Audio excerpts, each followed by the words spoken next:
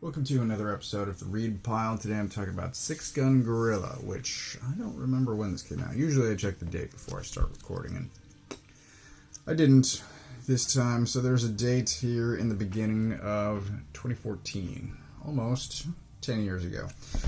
This is the first time that I really took notice of Simon Spurrier. I don't know if I'd read his work before, but I've certainly started paying attention after this. Stokely has not worked as much as Spurrier, but the two of them did The Spire together, which I did not enjoy as much as Six Gun Gorilla, but Stokely is a talent as well, as you'll see, because I'm about to go flipping through this book for a few minutes. What this is, basically, is... It's occasionally over the top. There's this very nice quote from Scott Snyder here at the bottom talking about most original reads I've read in quite some time. Visually stunning. Never, wildly fun, too. It never forgets to be wildly fun. And all true. All true. It is, at its core, sort of the surface layer is this, there's a war happening. I don't really want to say where. I'm just going to say it's another planet. There is some contention about where they are. Look at this guy's face. There's some contention about where they are and the nature of the place, and that is gone into in the book. And as usual, I don't want to spoil it. I hope you read this for yourself, so that is something to discover as far as where they are. But there's a war happening. And there are these soldiers that have agreed to die. They signed some paperwork, and they basically are sent to this place to die. There are other soldiers, but they're basically suicidal cannon fodder. And this opening is them being transported. There's a bit of a conversation happening within the transport, some personal history being discussed. The frontline soldiers versus the cannon fodder soldiers. They've got these glasses. The cannon fodder soldiers have these goggles that transmit their visual and sort of emotional state to viewers back on Earth. So it's a form of entertainment. They actually call it, at one point, violentainment, which... It's basically a military entertainment complex. It's not great. It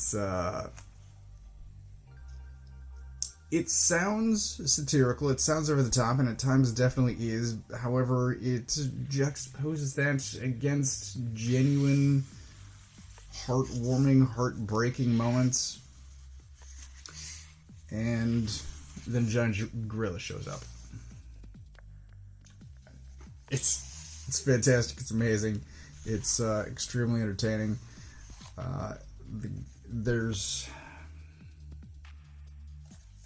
people in charge. There are a lot of swears in this, by the way. All of it is...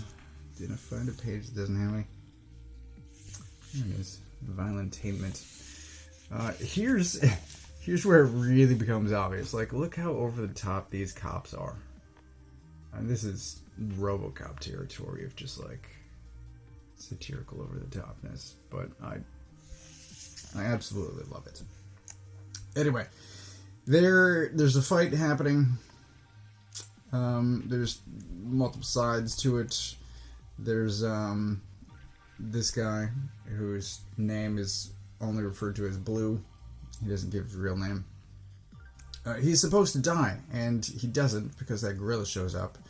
And he's tasked with a mission to return the object to a place, and he throws himself at this task instead of dying. And it's sort of the consequences of that, and his importance to the place, his importance to his place in the story.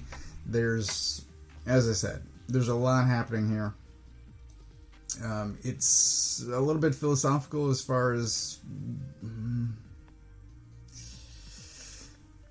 honestly a few different things. It's sci-fi, so it has commentary to make about the state of the world. It also has a lot of things to say about not quite human nature, but oh yeah, occasionally the art style will change, and there's another page earlier where it happens for the first time, and I love this panel. But I was saying that the book has things to say about... Here's the first instance. I love this panel. So brilliant. Anyway, I was starting to say twice now that the book has things to say about... sure, human nature, but also sort of the stories that we tell ourselves, our place within, the lives of other people. It's... there's depth to this, even though it looks silly. This Western guerrilla,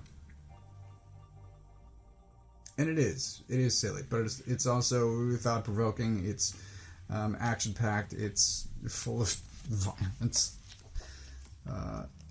There's a guy's head getting ripped off, which I think I flipped through, but it's amazing. And this, to me, puts Simon Spurrier on the map. There it is. Look at that. Good shit. Anyway, it's fantastic. I don't think many people read this the first time around, 10 plus years ago at this point now. But I highly recommend it. I hope you check this out.